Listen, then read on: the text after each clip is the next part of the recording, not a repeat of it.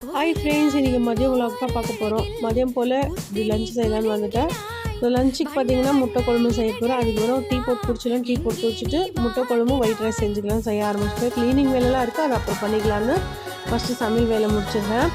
நான் வந்து இந்த மசாலா வந்து எப்பவுமே செஞ்சு வச்சுக்குவேன். இது வந்து நீங்கள் எல்லா நான்வெஜ் குழம்புக்கும் போடலாம், சூப்பராக இருக்கும். ட்ரை பண்ணி பாருங்கள். இதில் வந்து சீரகம், வெந்தயம், மிளகு, கருவேப்பிலை, அரிசி எல்லாமே வந்து ட்ரை ரோஸ்ட்டாக பண்ணிவிட்டு அரைச்சி வச்சுக்கலாம். எனக்கு தேவைப்படும் போதும் நம்ம வதக்கிட்டு நம்ம வந்து வெங்காயம் கூட அரைச்சி நம்ம குழம்புக்கு போடலாம். சூப்பராக இருக்கும். ட்ரை பண்ணி பாருங்கள். முட்டை குழம்பு மீன் குழம்புக்கு இன்னும் சூப்பராக இருந்துச்சு. நான் அதான் இன்றைக்கி வந்து ட்ரை பண்ணியிருக்கேன்.